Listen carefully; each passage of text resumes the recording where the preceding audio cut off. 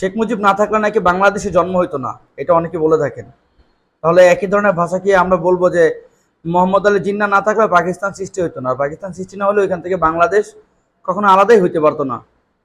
আমরা কি এটা বলবো যে শহীদ প্রেসিডেন্ট মেজর জিয়াউর রহমান যদি না থাকতেন বা না জন্ম নিতেন বা তিনি না থাকতেন, তাহলে বাংলাদেশে গণতান্ত্রিক রাজনীতি আর ফিরে আসতো না? এটাকে আমরা বলবো? আমরা কি এটা বলবো যে নাহিদ ইসলাম বা আসিফ মাহমুদ তারা না থাকলে 2024-এ কখনো ফ্যাসিবাদের পতনও হইতো না? মানে তারা না থাকলেও হইতো না, এটা এটা কি বলা যায়?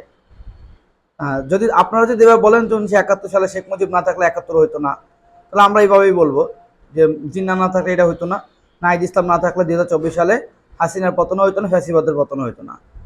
যারা এই ধরনের ইতিহাস দাঁড় করান যে এইটা এই না থাকলে এটা হইতো না, ও না থাকলে ওইটা হইতো না, তাহলে পৃথিবীর কি অন্যান্য দেশে কি জাতিরা স্বাধীন হয় নাই? পৃথিবী থেকে অন্যান্য দেশে কি রেভলিউশন হয় নাই, মুক্তিযুদ্ধ হয় নাই? শুধু মুক্তিযুদ্ধটা বাংলাদেশই হয়েছে? শেখ মুজিব ছিল না তখন কি ছাত্ররা কি ভাষার জন্য জীবন দেয় নাই? দেয় নাই? দিয়েছে তো। এই ধরনের ফালতু কথা একটু বাদ দেন, বাদ দিলে না দিলে আমরাও বলবো যে নাহিদ ইসলাম না থাকলে 24-এ হাসিনার পতন হইতো না, এইভাবে আমরা ইতিহাস বলবো।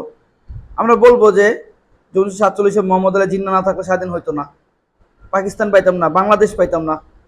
এভাবে করে আমরা ইতিহাস রচনা করব। কি বলেন? ভালো লাগে না শুনতে এভাবে করে? তখন ইতিহাস শুনতে ভালোই লাগবে আপনাদের। আমরা বিশ্বাস করি যে যে হাসিনার পতন কোনো না কোনোভাবে হইতো, 2024 হোক, 2026 হোক, একদিন একদিন হইতো। আমরা বিশ্বাস করি যে ভারতের করায়ত্ত থেকে আমরা কোনো না কোনো দিন স্বাধীন হইতাম। তেমনিভাবে আমরা বিশ্বাস করি যে পাকিস্তানের করায়ত্ত থেকে আমরা কোনো দিন না কোনো দিন স্বাধীন হইতাম। হয় সেটা মাওলানা আব্দুল হামিদ খান ভাসানের নেতৃত্বে, যিনি চেষ্টা করেছেন আগে, হয় এটা শেরে বাংলা ফজলুল হকের নেতৃত্বে, বা ভবিষ্যতে কারো নেতৃত্বে এটা আমরা হইতাম স্বাধীন। শেখ মুজিবই করে ফেলছে, বিষয়টা এরকম না।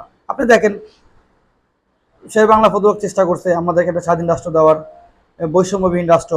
মোহাম্মদ আলী জিন্নাহ চেষ্টা করছেন বৈষম্যবিহীন একটা রাষ্ট্র দেওয়ার, এবং আব্দুল হামিদ খান ভাসানী চেষ্টা করছেন, এবং সেখানে আইসা শেখ মুজিব একটা সাকসেস হয়ে গেছেন। হইতে পারে এটা।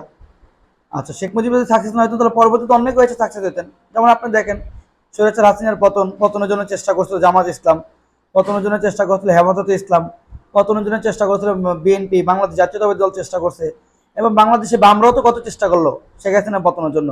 কিন্তু সেই পতন হলো কার হাতে? ছাত্র জনতার হাতে, যার নেতৃত্ব দিল নাহিদ ইসলাম, এক দফার ঘোষক।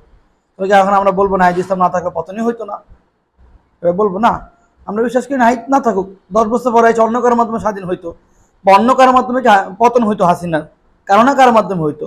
তিনি না থাকলে হইতেনই না এই ধরনের কথা। আসলে এটা হচ্ছে একটা আওয়ামী ফ্যাসিবাদের একটা বয়ান, এটা ভারতের তৈরি করে দেওয়া একটা বয়ান, যেটা হচ্ছে এদেশের যুব এবং তরুণ সমাজের দ্বারা গেলানোর চেষ্টা করেছে দীর্ঘ 17 বছর। তবে এই টোপে সবাই পা দিবেন আশা করি। আসসালামু আলাইকুম।